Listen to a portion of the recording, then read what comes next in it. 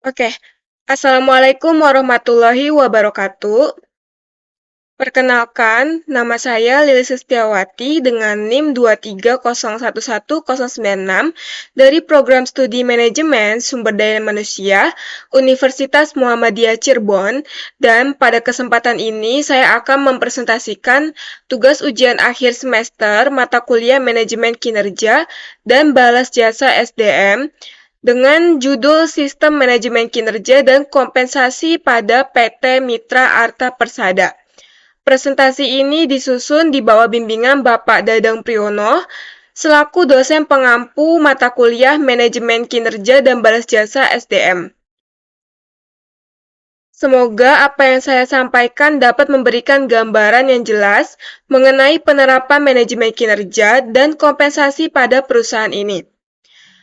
Baik, sebelum masuk ke pembahasan inti, saya akan sampaikan terlebih dahulu agenda presentasi ini. Ada 6 bagian utama yang akan saya bahas. Pertama, profil organisasi PT Mitra Arta Persada. Kedua, analisis jabatan strategis. Ketiga, sistem manajemen kinerja mencakup tujuan, siklus, dan metode evaluasi.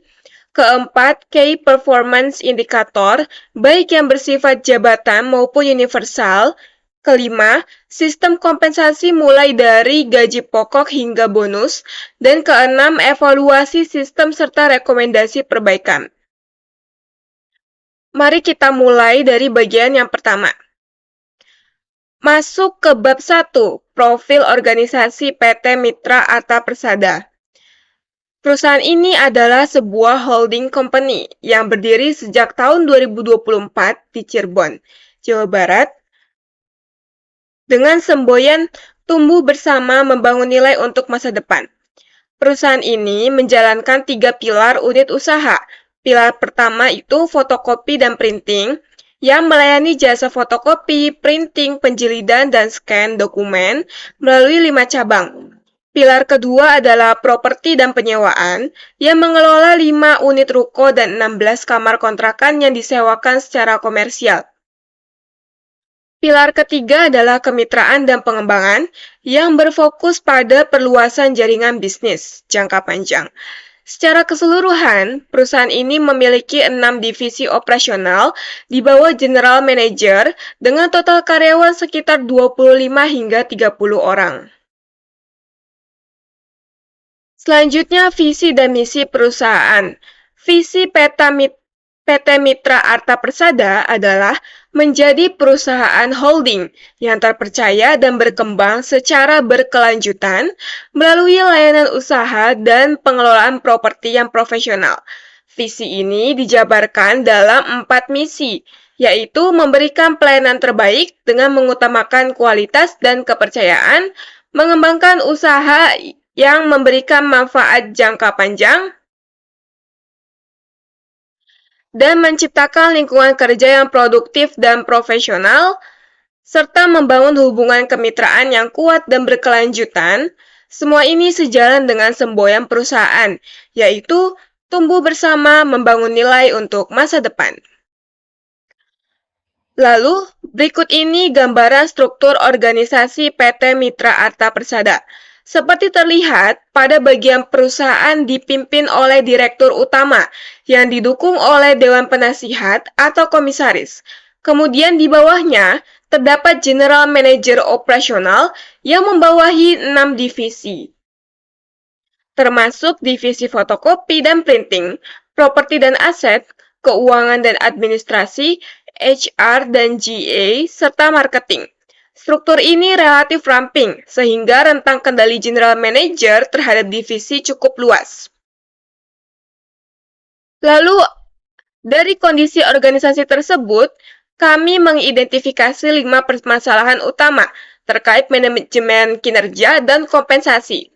Pertama, penilaian kinerja masih dilakukan secara subjektif oleh masing-masing atasan divisi, tanpa indikator yang terukur dan seragam.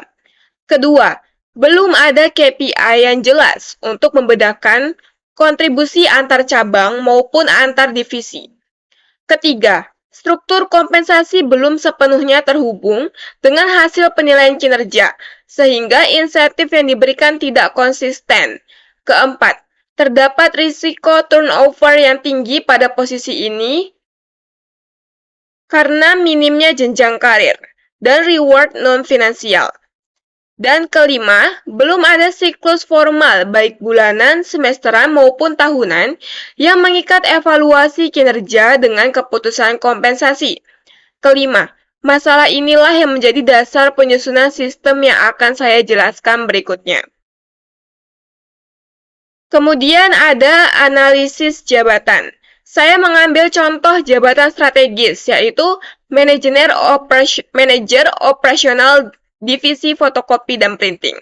Secara ringkas, job description-nya ini mencakup mengelola operasional 5 cabang, termasuk shift, sumber daya, dan standar layanan, menetapkan dan memantau target revenue bersama general manager, mengendalikan efisiensi biaya operasional, serta melakukan supervisi dan coaching terhadap 5 supervisor cabang.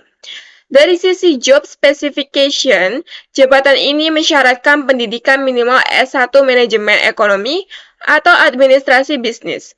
Pengalamannya 3-5 tahun di bidang operasional retail atau jasa multicabang, serta kemampuan spreadsheet dan sistem POS.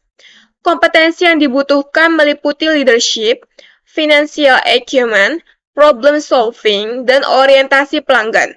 Adapun target pekerjaan utamanya antara lain pencapaian revenue 5 cabang minimal 100% dari target bulanan dan pertumbuhan omset tahunan minimal 10%. Masuk ke bab 3. Sistem manajemen kinerja. Tujuan penilaian kinerja di perusahaan ini ada 5, yaitu menetapkan standar penilaian yang objektif dan terukur, mengukur pencapaian kerja individu maupun tim, meningkatkan produktivitas dan disiplin kerja, menjadi dasar yang sah untuk pemberian reward, promosi maupun coaching, serta menyelaraskan target individu dengan target strategis perusahaan.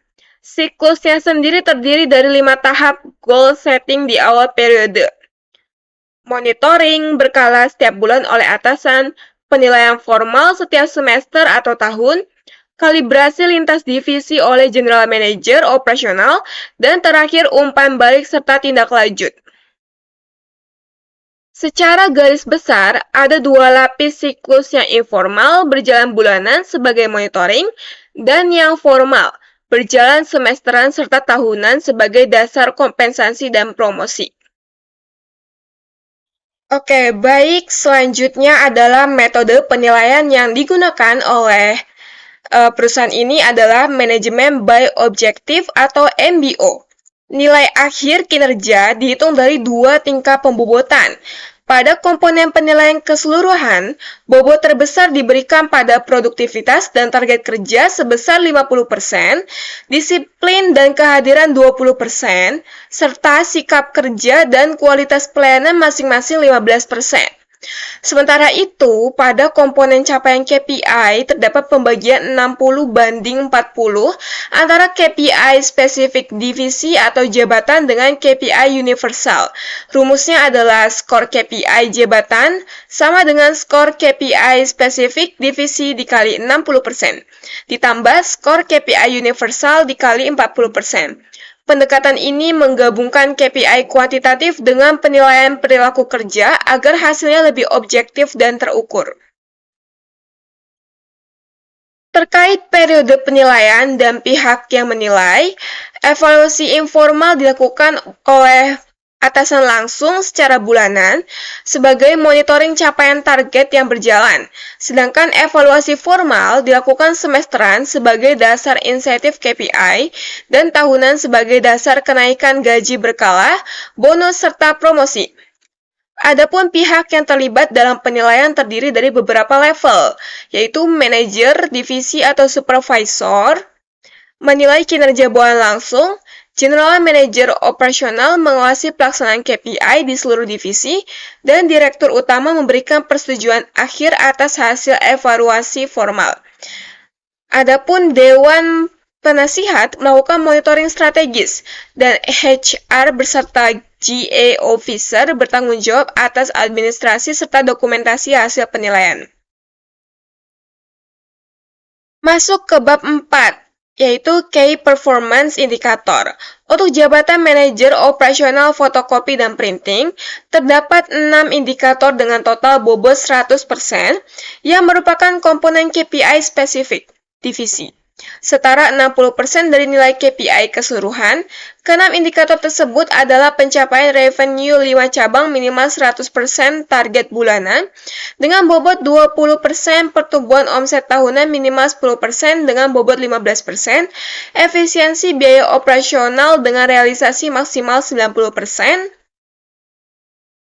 skor kepuasan pelanggan minimal 4,0 dari skala 5, uptime mesin minimal 90%, serta akurasi dan ketepatan laporan masing-masing dengan bobot 15%. Selain KPI jabatan, terdapat juga KPI universal yang berlaku, seragam untuk seluruh karyawan, dengan kontribusi 40% dari nilai KPI keseluruhan. Ada 5 komponen kehadiran dengan bobot 10%, mensyaratkan minimal 95% kehadiran per bulan. Ketepatan waktu dengan bobot 5%, yaitu penyelesaian tugas dengan bobot 10%, minimal 90% tugas selesai sesuai deadline. Kepatuhan SOP dengan bobot 10%, dan perilaku serta etika kerja dengan bobot 5%. Selain 5 komponen ini, masih ada 14 KPI spesifik jabatan lain yang dilampirkan pada dokumen pendukung.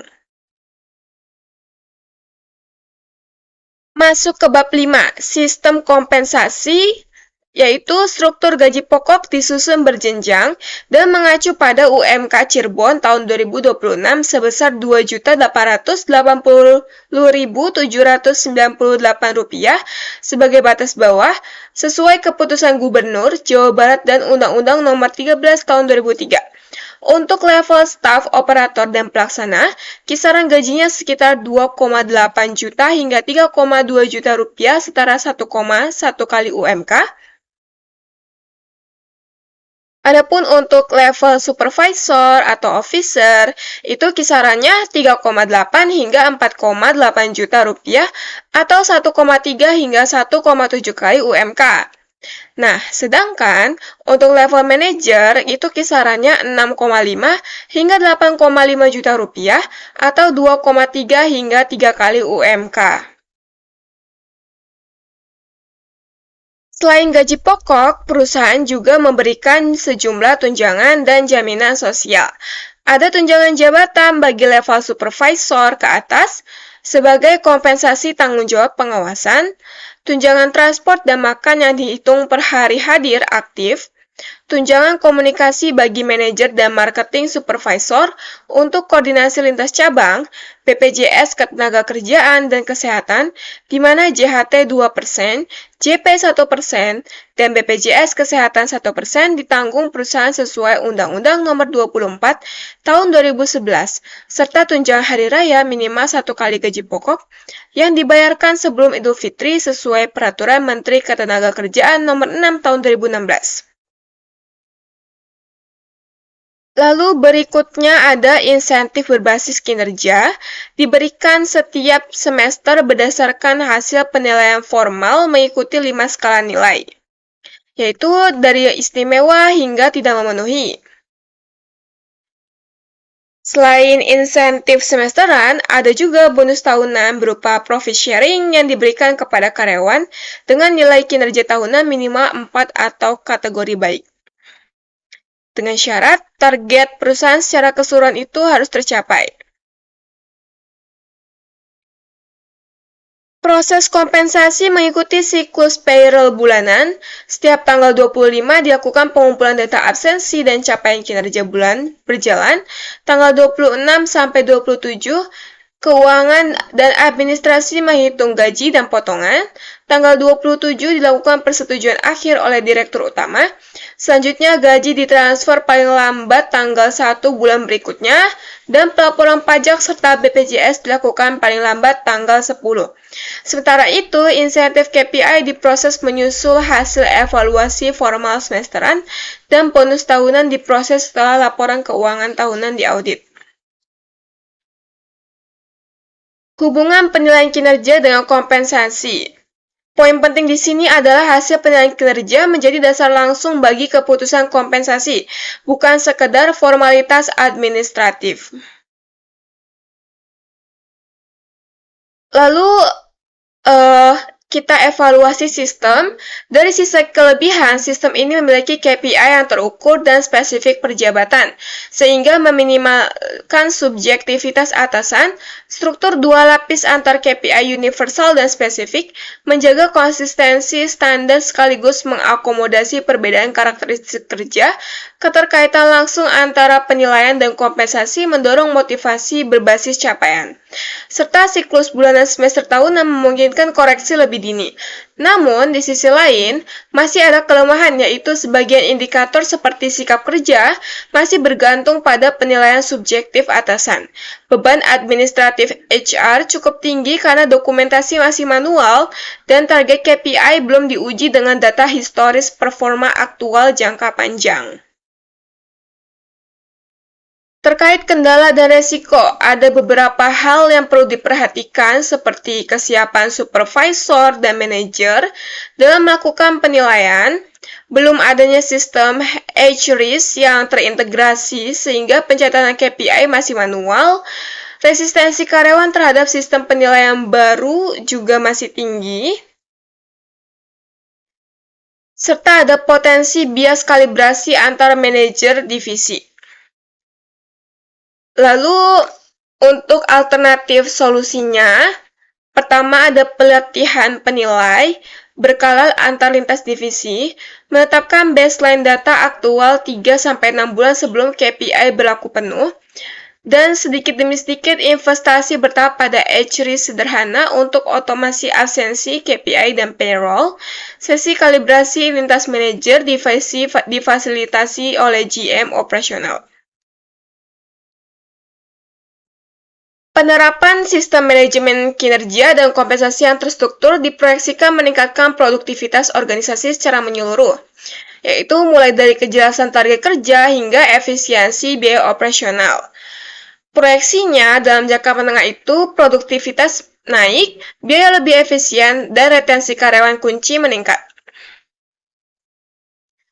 Kesimpulannya, sistem yang disusun mengintegrasikan KPI universal dan spesifik divisi dengan bobot 40/60. Dilengkapi siklus evaluasi bulanan, semesteran, tahunan, serta sistem kompensasi berjenjang berbasis UMK Cirebon 2026 menunjukkan keterkaitan langsung dan logis antara penilaian kinerja dan kompensasi, memenuhi prinsip keadilan internal maupun daya saing eksternal. Nah, ada rekomendasi implementasi bagi organisasi, mulai dari sosialisasi, menetapkan baseline data kinerja aktual, pelatihan, dan melibatkan HR dan GA aktif sebagai pengelola dokumentasi dan administrator sistem. Lalu saran pengembangan masa mendatang yaitu mengembangkan HRIS terintegrasi untuk otomasi absensi, KPI, dan payroll, meninjau bobot dan target KPI berkala, menambahkan komponen penilaian 360 derajat pada jenjang manajer, dan mengembangkan jenjang karir atau karir path yang lebih terstruktur. Oke, demikian presentasi yang dapat saya sampaikan mengenai sistem manajemen kinerja dan kompensasi pada PT Mitra Arta Persada. Semoga apa yang saya sampaikan dapat memberikan gambaran yang bermanfaat mengenai keterkaitan antara penilaian kinerja dan kompensasi dalam sebuah organisasi. Saya, Lili Sestiawati, mengucapkan terima kasih atas perhatian Bapak, Ibu, serta rekan-rekan sekalian. Mohon maaf apabila ada kekurangan. Wassalamualaikum warahmatullahi wabarakatuh.